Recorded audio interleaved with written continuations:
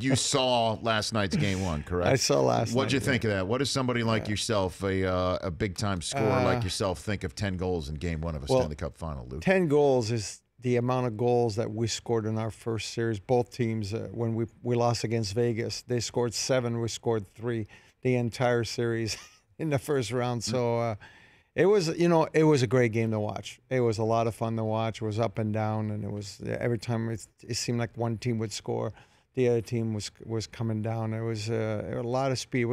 It was good. It was a good show to watch. In terms of what you just pointed out, though, 10 goals in the first series between your franchise Kings and the Vegas Golden Knights in 4 games combined, period. And we saw 10 last night. Is this just the wear and tear of a long, grinding second playoff hockey season here?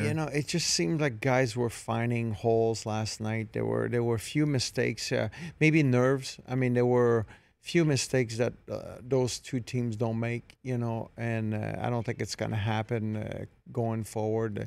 The first game, you're all hyped up, and there was, I think, 5 or 6 days between the teams playing, so that does make a difference, but certainly made it for an exciting game. And when you see a pregame extravaganza, like something that's like Wayne Newton and Mr. Chow were the only Vegas luminaries that seem to be missing. Yeah, I think the only ones missing. It was long. The players don't see this, but they certainly are. They're waiting down the hallway, and that's a long time to wait. It just seemed like it was going on forever. Well, you saw it a couple times, right? We've seen it a couple times, but they certainly seem to soup it up since the first round. They seem to have added like another 4 or 5 minutes to it.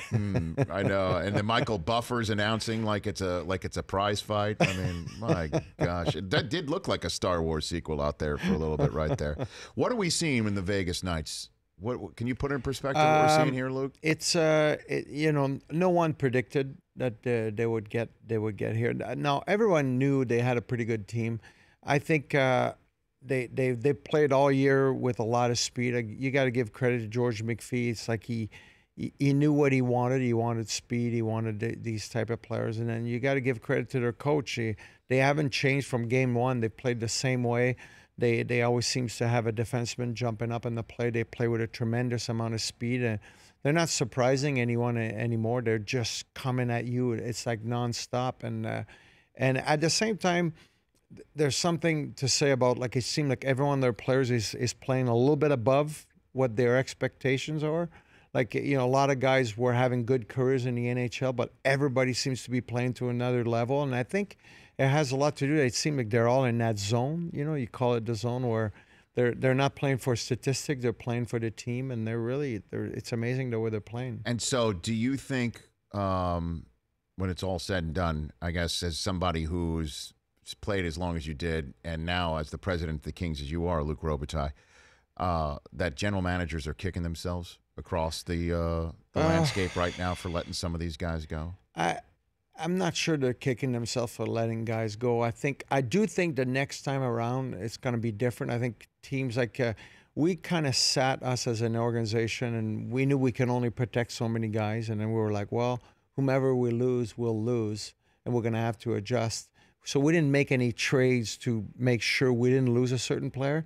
I think in the future, I would be surprised that teams are making as many trades to not lose a certain player. Like Florida made a couple moves, and then they end up giving much more to protect one guy over the other versus, and you still don't know which player Vegas is going to pick when it gets down to the end. So you're playing like it's like poker in a way. And so George McPhee handled it perfectly. He kept his cards really close to himself, and he ended up getting, what no one's talking about. He put up a good team this year, but he racked up a whole bunch of picks too. So for the next 2-3 years, he's got a lot of draft picks. So that's going to help this franchise for the future too. Yep. We had him on last week, and he's like, anybody who's complaining about the rules, about how it made it, I guess, easier for an expansion team, that those teams accepted this $17 million check from his owner. Yeah, no, every team, I think, but you got to remember, it was the owners that voted to make it more, to make it that way. I mean, Gary Bettman and Bill Daley in the league kind of changed the format a little bit, and but the owners agreed to it. And they said, yeah, we want a team to come in and have some type of success. We don't want them to to be in the bottom, bottom 5 or bottom 10 in the league for 10 years.